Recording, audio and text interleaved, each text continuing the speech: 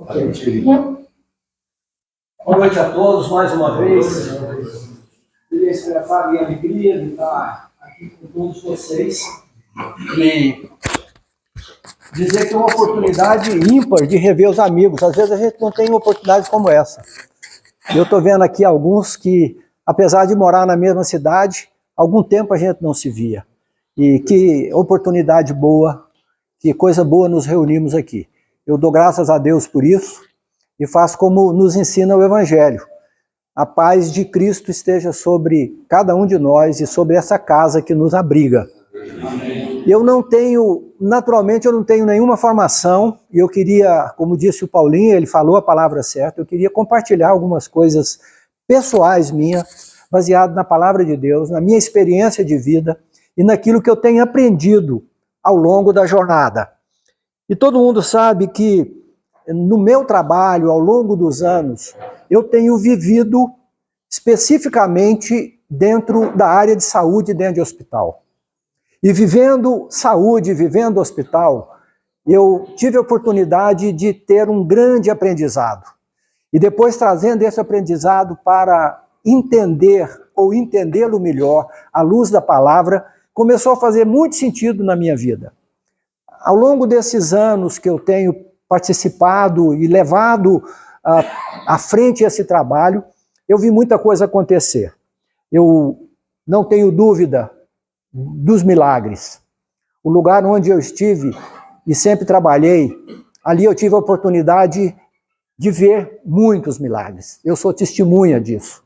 Eu sou testemunha de ter assistido pessoas que não tinham nenhuma chance e oportunidade de vida terem vida. E vi pessoas que aparentemente tinham todas as condições de vida, mas não conseguiam mais viver. E eu comecei a entender que dentro desse mundo, nós começávamos a perder a percepção de que nós somos seres integrais. E facilmente, dentro do caminho mesmo da saúde, nós começamos a ter um olhar muito direto, muito direcionado para apenas uma parte da nossa vida, por exemplo, que é o corpo. Se nós não tomarmos cuidado, na nossa prática médica, nós passamos a entender que tudo começa e termina no corpo humano. É ali que você estuda, é ali que você começou a estudar, é sobre um cadáver que você aprendeu anatomia, é sobre as doenças, é sobre a experiência, e isso tudo faz com que a gente tenha uma visão praticamente caolha, a gente olha para um lugar só e enxerga uma coisa só. E a Bíblia nos ensina, e a vida nos ensina, de que nós somos seres que temos corpo, temos alma e temos espírito. E quanto desigualdade existe na valorização disso? Praticamente, a nossa mente está voltada para o corpo e nos esquecemos do espírito. O espiritual, em relação ao que é corpo, ao que é material, é muito pequeno.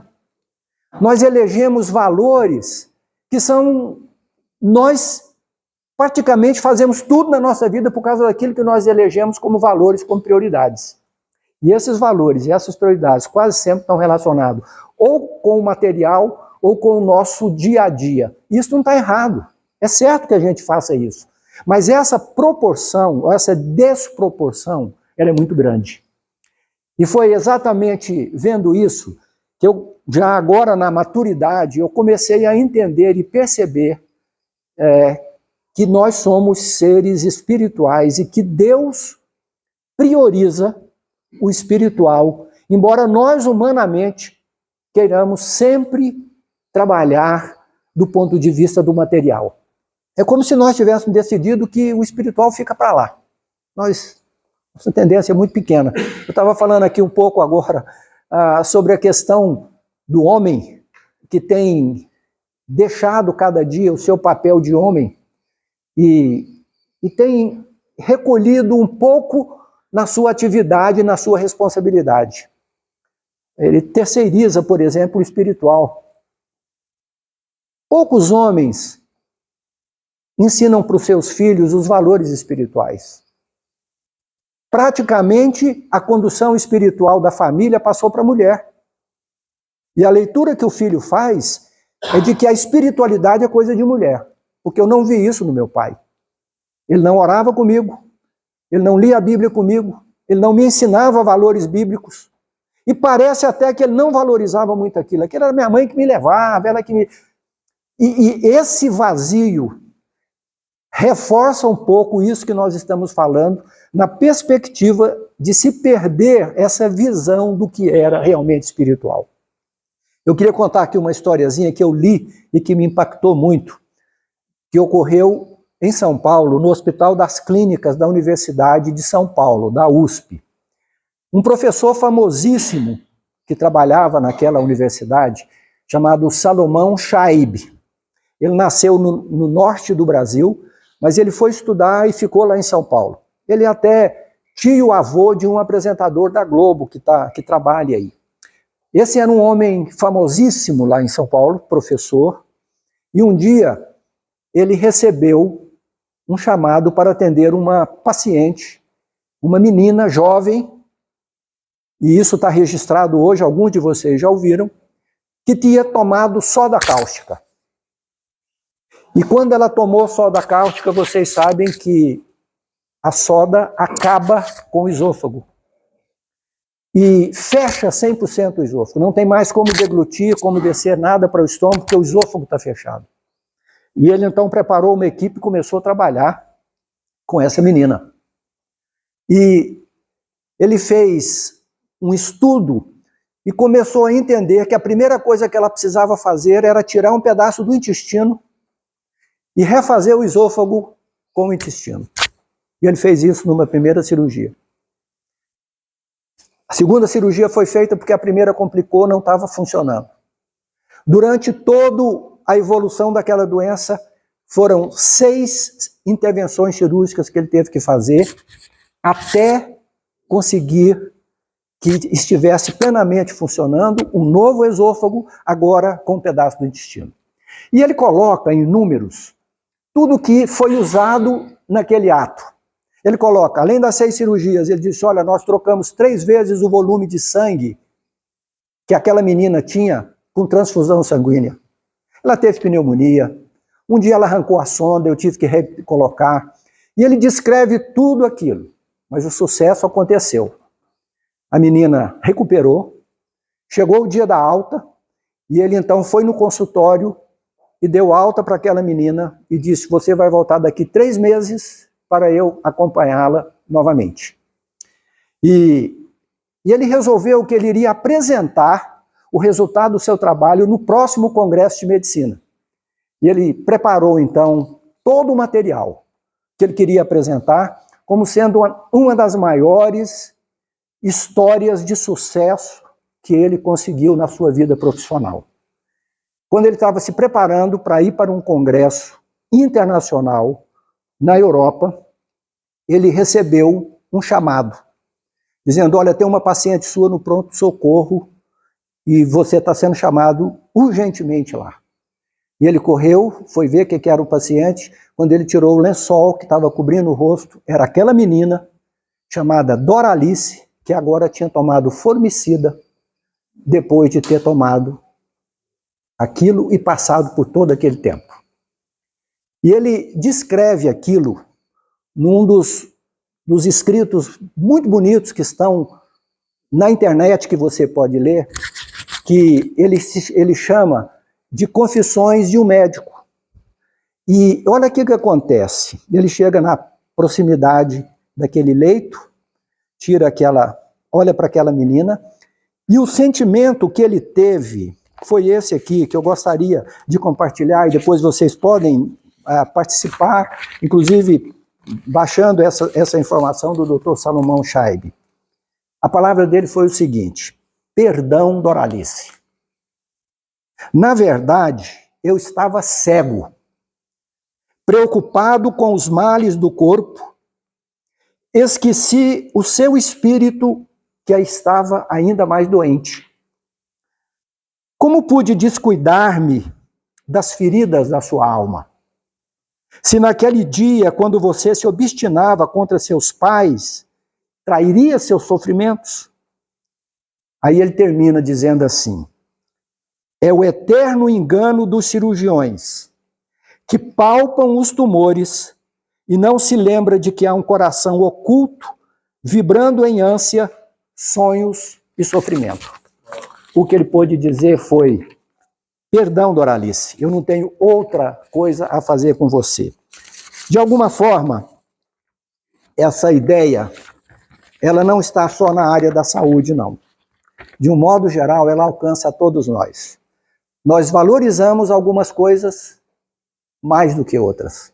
Nós elegemos algumas coisas e achamos que aquelas coisas têm o maior valor. Aí, Jesus Cristo participou de um momento que eu gostaria de compartilhar aqui com vocês, quando ele traz a nós a verdade disso que nós estamos falando. Não que haja nada errado na determinação de um alvo, de um sonho, de alguma coisa. Mas o erro está na supervalorização de coisas que não têm muito valor. Coisas que não são valorosas se tornam valorosas. E coisas muito valorosas perdem o valor. Não sei se vocês viram uma história contada aqui há pouco, que um vândalo, um ladrão, entrou numa loja dessa de departamento lá em Londres. Vocês ouviram falar? E foi muito interessante, por isso foi para a imprensa, que ele não roubou nada. Mas aconteceu uma coisa que ninguém podia imaginar. Ele trocava o preço dos objetos. Tirava o tagzinho e tirava desse, punha naquele, tirava daquele, punha naquele.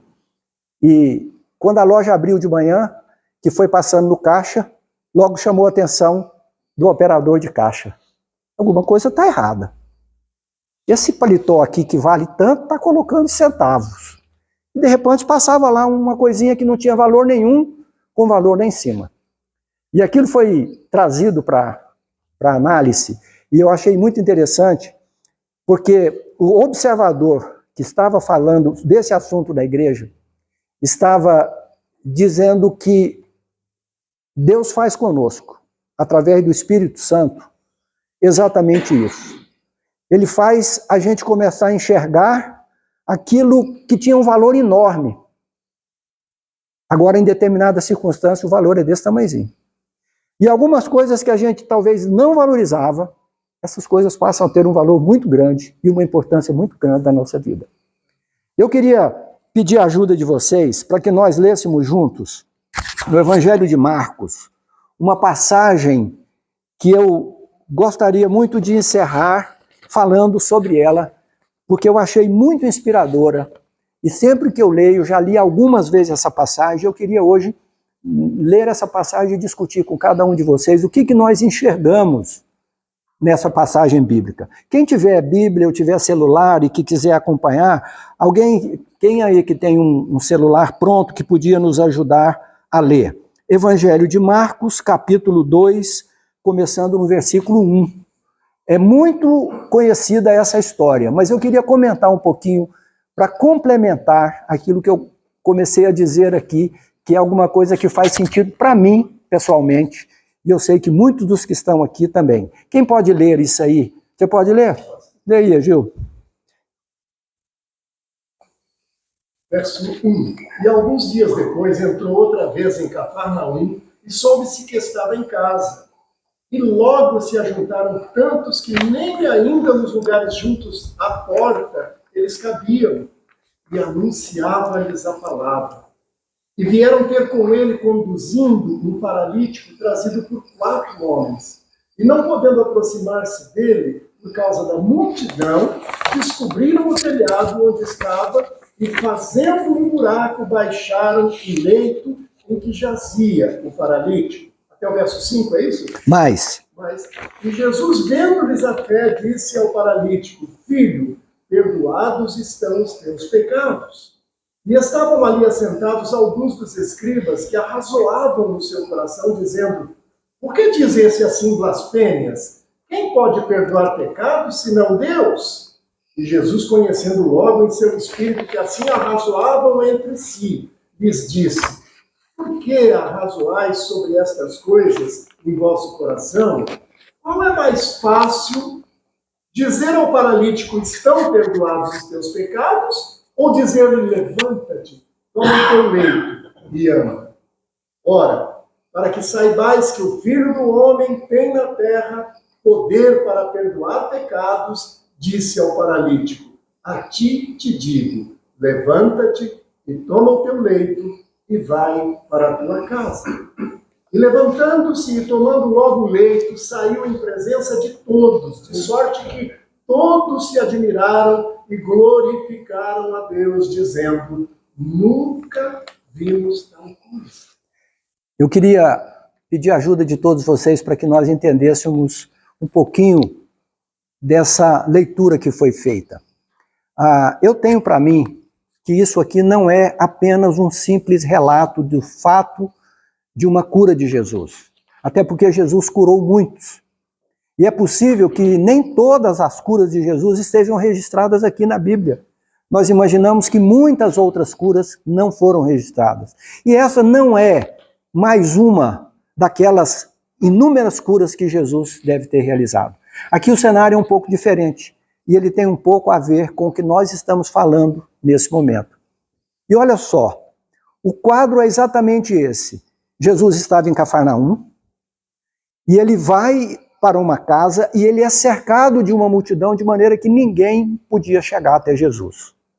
E o que a gente pode aprender desses textos? O que vocês enxergam como lição importante que nós podemos ler aqui, que a gente pode tirar daqui? E eu vou falando, se qualquer um aí quiser contribuir, por favor, levante e vamos falar sobre isso aqui. A primeira coisa que me vem à mente quando eu vejo isso aqui é que ali estava uma multidão de perfil diferente de pessoas. Você imagina o perfil daquelas pessoas que estavam ali? Eu posso imaginar que ali tinha gente curioso. Tinha gente que estava ali para saber o que estava acontecendo. Não tem desse negócio? Diz que tem gente que se vê uma fila, entra e fala, escuta, o que você está fazendo? Não sei, eu vi uma fila, Você chega... É possível que tivesse ali pessoas até pensando no milagre da multiplicação dos pães. É possível que tivesse pessoas comprometidas em querer ouvir o que Jesus tinha a dizer. O certo é que tinha uma multidão. Mas multidão é sempre onde a gente lê aqui na Bíblia. Uma parte do problema é a multidão. A multidão ela nos impede de chegar a Jesus. A multidão não tem consenso. E o que acontece... E aconteceu nesse caso, foi que aquele homem paralítico não pôde alcançar a Jesus. Na verdade, Jesus sempre dava prioridade ao individual, apesar de estar sempre cercado de multidão. Era assim que um dia teve um que foi preciso subir numa árvore, o tal de Zaqueu, e Jesus, apesar da multidão, enxergou ele lá. Teve um outro que chamava Bartimeu, que era cego, estava gritando de longe, porque a multidão não deixava. A multidão é um empecilho. A multidão é quase sempre um impeditivo de encontrar Jesus, embora Jesus esteja sempre atendendo à individualidade. E aqui não foi diferente. Aqui foi preciso que 4 homens corajosos pegassem uma marca, dá licença, não dá licença. E eles não tiveram dúvida. Eles subiram no telhado, abriram o telhado, e colocaram a marca diante de Jesus. E aqui a gente tem que destacar o trabalho desses amigos. Amigos verdadeiros. Amigos que não desistiram. Porque eles podiam ter chegado e digo, olha, já fiz a minha parte, fica aqui. Quando Jesus sair aí, você dá um grito, ele te atende e tal. Mas não foi esse o perfil dos amigos. É interessante que o nome desses amigos não estão registrados. Nós não sabemos quem são. Eles são anônimos. Mas uma coisa nós sabemos. Eles tinham fé suficiente para saber que se colocasse aquele homem na presença de Jesus, alguma coisa ia acontecer. Nenhum esforço desse tamanho, gigante como foi, iria acontecer sem que naquela hora eles falassem, olha, na presença de Jesus o milagre foi. Então esses homens são, além da multidão, eram um outro fator que nos chama a atenção. O terceiro que me chama a atenção aqui foi essa inversão de valores. Estava aqui agora um aleijado, que é uma palavra nem muito usada hoje, né, que a gente nem usa tanto. Mas ele era uma pessoa que estava ali. Nós não sabemos há quantos anos, não sabemos nada dele. Nós não sabemos quais eram as dores. Nós podemos imaginar que numa época daquela, alguém não poder andar, depender de alguém levar na maca. Imagina como era a sua vida e a necessidade que ele tinha de se livrar, de se libertar dessa dependência de outras pessoas, que provavelmente ele precisava de ajuda para ir se deslocar de qualquer lugar para qualquer lugar.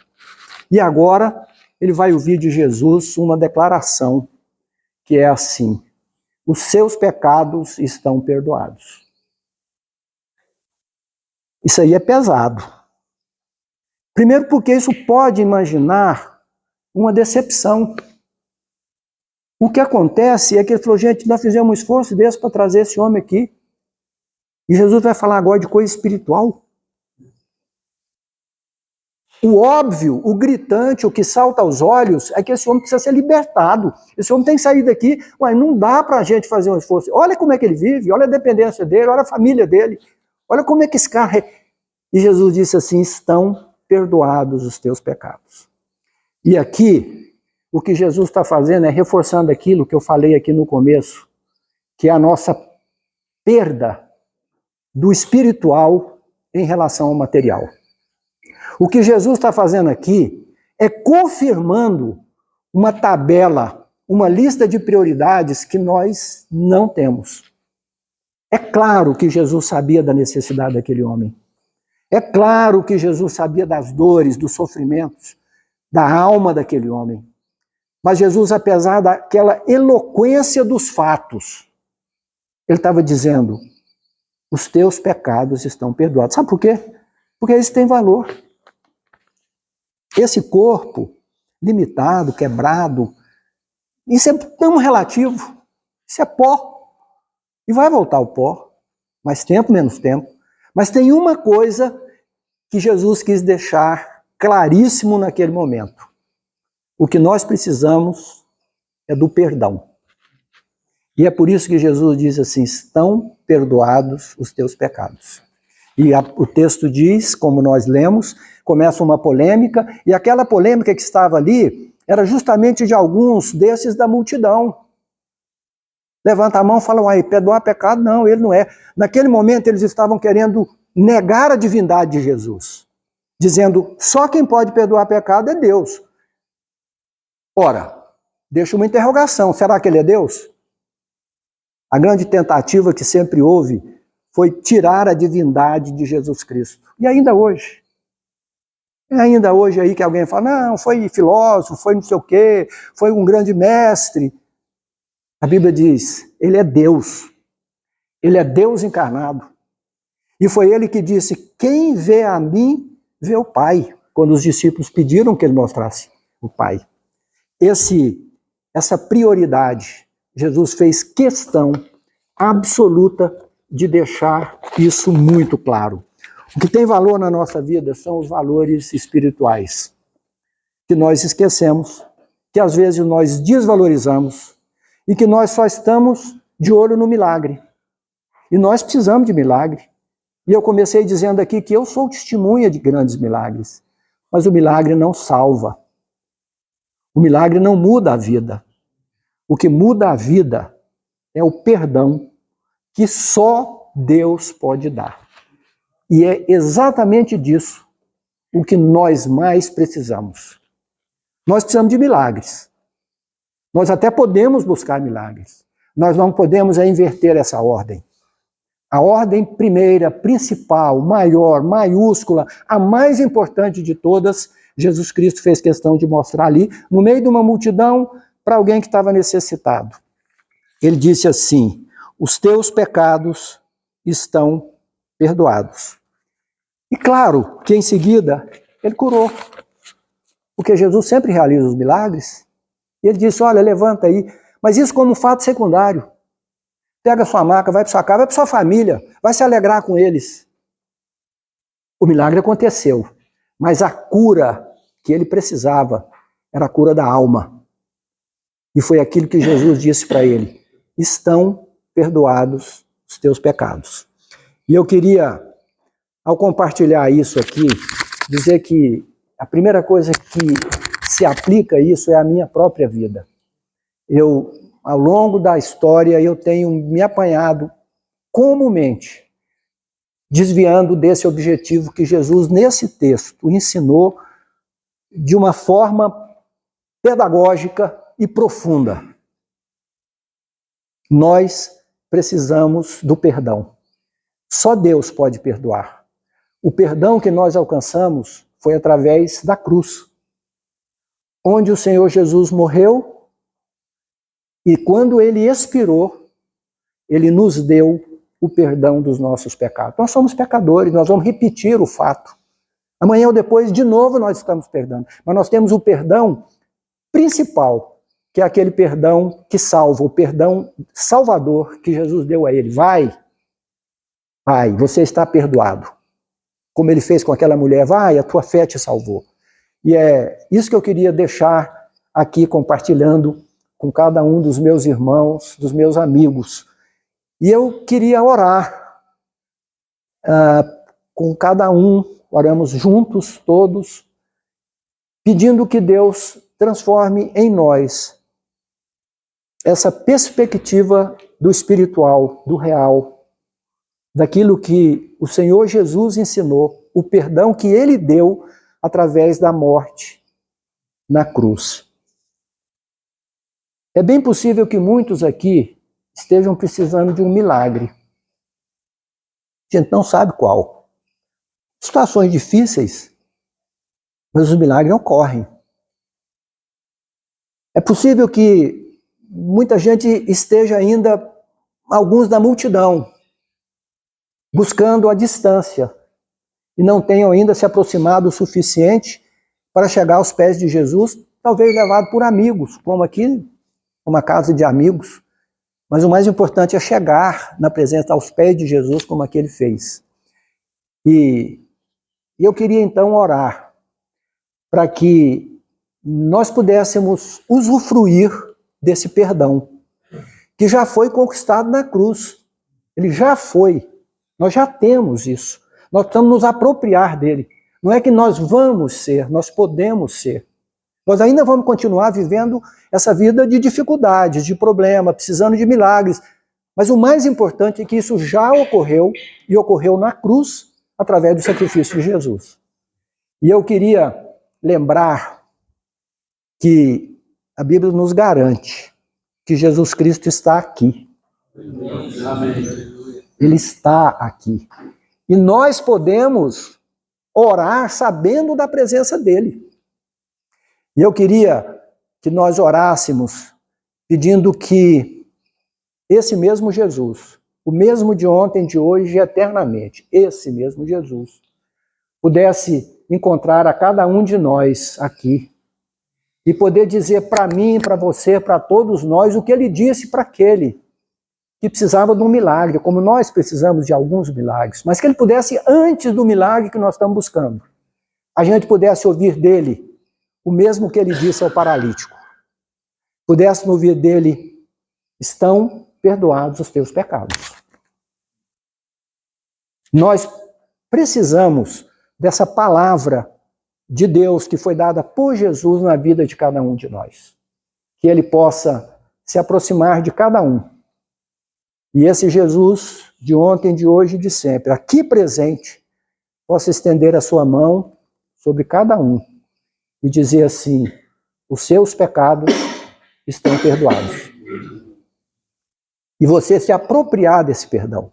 Nós vamos continuar sendo pecadores, mas nós vamos entender que o perdão nos foi dado como prioridade da nossa vida e que nós somos seguidores, nós estamos aos pés de Jesus e vamos seguir os seus passos. Podemos orar nesse sentido? Não sei se alguém gostaria de falar alguma coisa ou de dizer alguma coisa antes da gente orar. Algum pedido, alguma coisa que você pudesse até compartilhar, dizer de alguma necessidade. Mas o que nós queremos é que você possa sentir o perdão que Jesus dá que deu aquele, dá a você, dá a mim, dá a cada um de nós. Quer pedir oração para minha mãe e para o meu pai. Tá bom, nós vamos orar por ele também. Ok, meus irmãos, vamos então orar nesse sentido. Eu quero pedir que cada um curve a sua cabeça.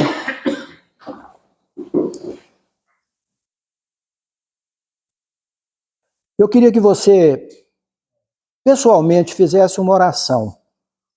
Oração é falar com Deus, é abrir. Pede para que esse Jesus que está aqui, está presente, está entre nós, que ele possa colocar a mão sobre a sua cabeça e dizer: meu filho, os seus pecados estão perdoados. Isso foi conquistado na cruz, pelo sangue do Cordeiro.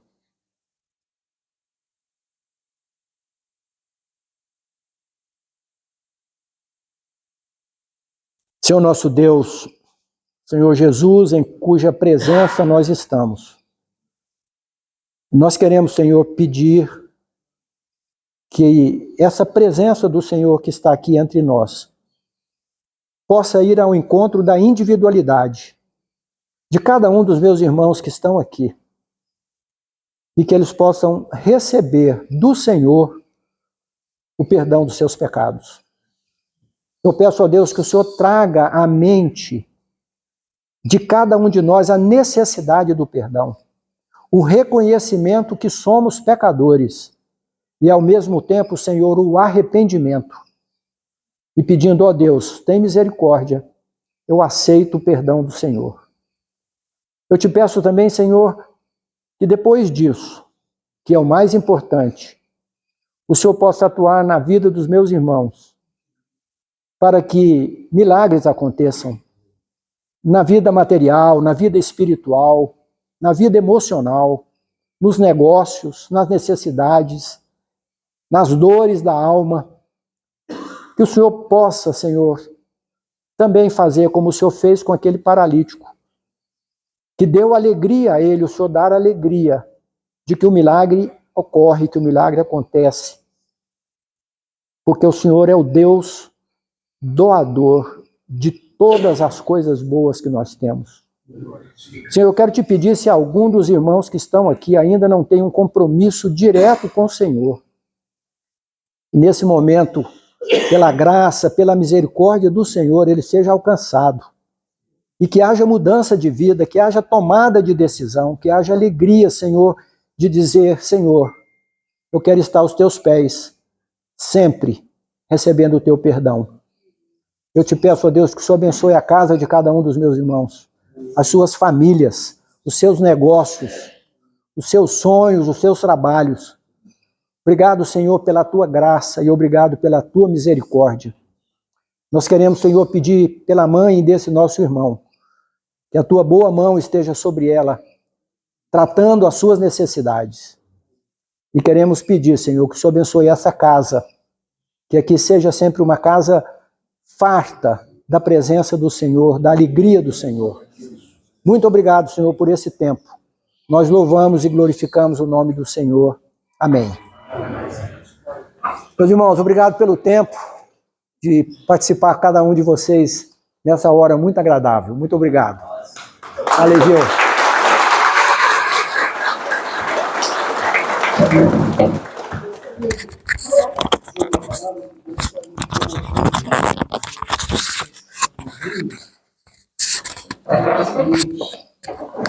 Você que tomou uma decisão, foi de Espírito Santo, Deus usou para fazer ao final da mensagem um apelo. Ou seja, pedir que você tomasse a decisão de pedir perdão pelos seus pecados. Você que tomou essa decisão, marque a data de hoje. Que dia é hoje mesmo? 4 de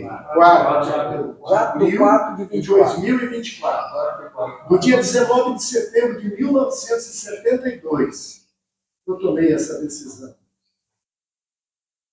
Minha vida de lá para cá mudou completamente. Coisas começaram a acontecer Eu dizia, só Deus para fazer isso. Então eu quero dizer para você que tomou essa decisão hoje, quando ele dizia, vou orar, e você que realmente